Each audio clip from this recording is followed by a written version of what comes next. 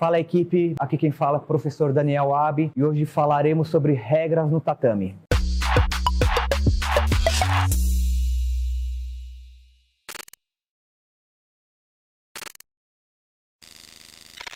Se você não é inscrito no canal Barbosa Jiu-Jitsu, entre aqui no botão vermelho que você não vai se arrepender. Vamos lá, regras no tatame. Tanto de comportamento quanto de educação. São regras de conduta para que o grupo funcione de uma maneira coesa. Ao entrar no tatame, você cumprimente o dojo e, na sequência, vá cumprimentar seu professor. Cumprimentando seu professor, você cumprimentará os seus colegas por ordem de faixa, desde a faixa preta até a faixa branca. Existem exceções, principalmente quando a pessoa é nova dentro da arte, ela não vai entender ainda a ordem das faixas, então isso a gente releva um pouco e vai ensinando gradativamente como funciona para o atleta novo. Ou também se for um treino sem kimono, que a pessoa muitas vezes não vai identificar a faixa do adversário, então isso são exceções. Mas tirando essas exceções, via de regra, você cumprimente primeiro o professor e na sequência por ordem de faixa. Você vai ser orientado aos poucos a você conhecer como funciona o sistema de graduação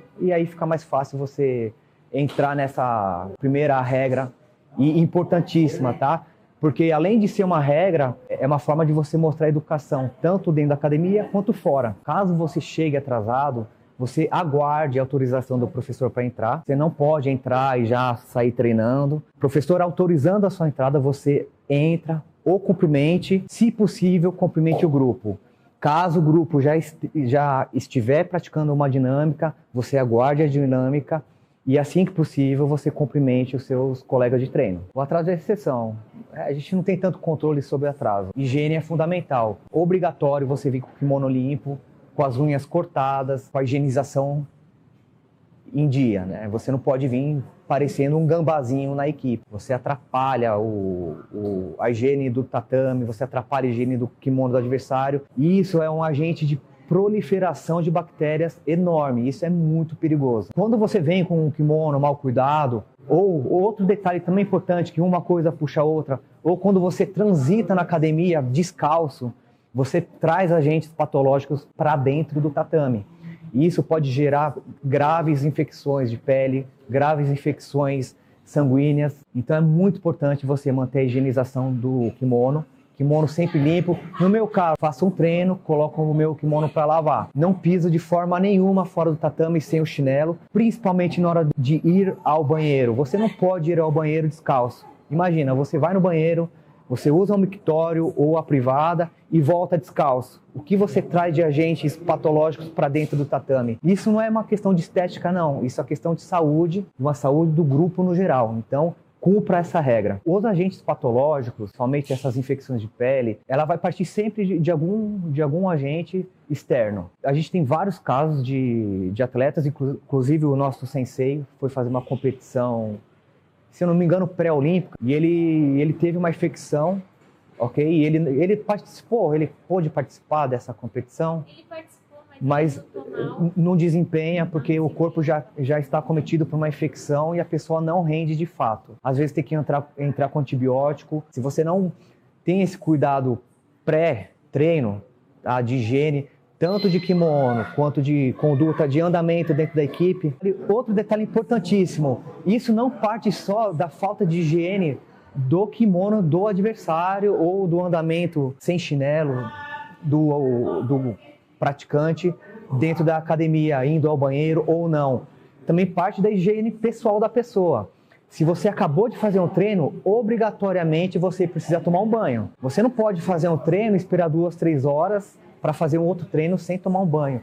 Isso é questão de higiene pessoal, uma questão de saúde. Não é uma questão estética, porque a gente acha legal que você venha cheiroso ou cheirosa. É questão de saúde dentro da equipe. A pessoa ela pode vir cheirosa, mas também tomar cuidado com o excesso de perfume, tá? Tanto o feminino quanto o masculino. O cheiro excessivo de perfume, ele pode também prejudicar de outra forma, pega no kimono da outra pessoa e não necessariamente a pessoa é obrigada a ficar com o cheiro de perfume de um outro colega. O bom senso é sempre importante. O excesso de perfume dentro da academia também não é uma coisa muito agradável. Unha grande também é outro fator que pode levar, inclusive, a lesões. Você pode lesionar gravemente um adversário quando suas unhas estão mal cortadas. Você pode fazer feridas grandes, principalmente em região do supercílio, embaixo dos olhos. Se a unha passa com muita força nessas regiões sensíveis da pele, você pode abrir seu adversário.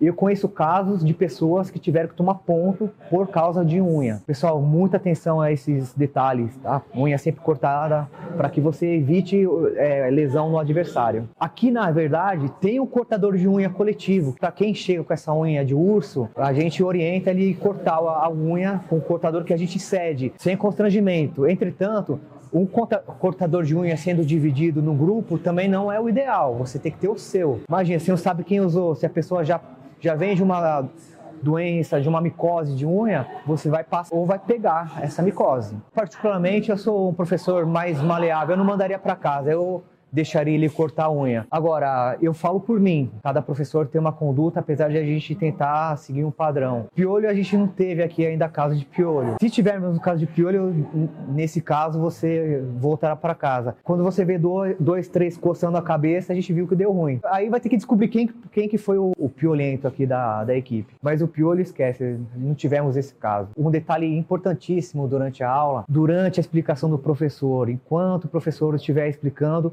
não interrompa a explicação do professor. Normalmente ele explica 2, 3, 4 vezes a mesma posição. Então espere ele falar, espere ele explicar, espere ele demonstrar. Havendo dúvida, aí você aguarde a conclusão da explanação do professor, aí sim você faz o questionamento e levante a sua dúvida. Isso atrapalha o andamento da aula. Celular na aula, gente. Eu pego no pé dos alunos quando eles pegam o telefone para rodar a tela, que a gente fala. Se você deixa um aluno mexer no telefone, você acaba perdendo, né, o controle do grupo no geral. Então, não há exceções. Obviamente, se a pessoa está com problema pessoal, está esperando a ligação de emergência, nós não vamos fazer com que ele fique de castigo durante a aula sem ter uma informação. A gente libera, nesses casos extremos, o uso de celular. Não que ele vá ficar no celular, a gente autoriza que o telefone fique perto, com notificação, aí caso ele receba a notificação, ele pode, nesses casos extremos, usar o telefone. Eu gosto muito de orientar os alunos, o mais graduado sempre rolar na regra do menos graduado. Então, se você é um faixa preta, você vai fazer o round de acordo com a regra de faixa azul. Eu acho que fica um rola mais justo e você expõe menos o faixa azul, que às vezes ele não teve acesso às técnicas que são proibidas na faixa dele. Então você começa a inserir ele dentro de um grupo, de forma que ele possa lutar com o mais graduado, mas dentro da regra dele. Eu acho que essa é uma regra bacana e que deixa o ambiente um pouco mais leve. O mais graduado ele tem a obrigação de ensinar ao menos graduado. Então isso é fundamental. Faixa preta rolando na regra de azul e assim sucessivamente. Eu acho que parte muito das atitudes que a princípio são essas, né? Eles não conhecem muito a regra,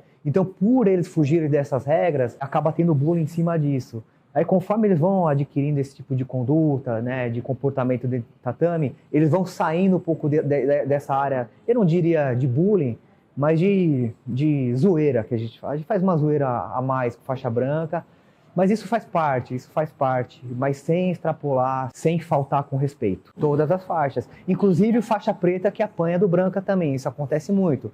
Então, faixa preta, por mais que ele ache que tem uma patente, se ele apanhar do branca, o bullying vai ser proporcional.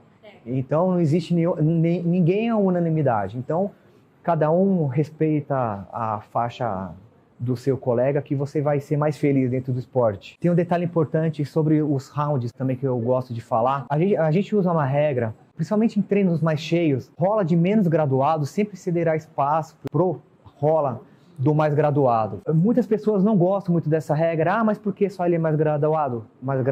Sim, porque ele é mais graduado. Quando a gente consegue colocar regras, a gente consegue contornar melhor as situações, ok? Então, por mais que seja uma regra que o menos graduado não goste, um dia ele vai chegar na faixa preta Isso vai ajudar no andamento, no bom andamento, principalmente na hora do rola, que é a hora mais tensa do treino. Então, às vezes, tem 2 rolas pegados, 2 faixas pretas treinando e 2 faixas azuis.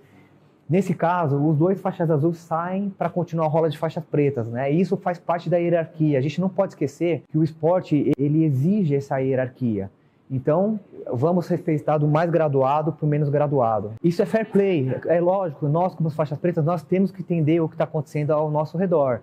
Às vezes o seu rola está um pouquinho mais solto, ou não está tão pegado, e no rola de menos graduado, tem uma posição de encaixe, eles já estão numa situação de pontuação, está mais pegado. Obviamente, você tem que ter o fair play também. Eu sempre falo, a gente tem que ter esse jogo de cintura. Você percebe que seu rola não está tão pegado quanto da dupla do lado, você, obviamente, sai para deixar a continuidade de um golpe encaixado, por exemplo. Mas, via de regra, faixa preta não é patente. Comportamento, sim, é patente.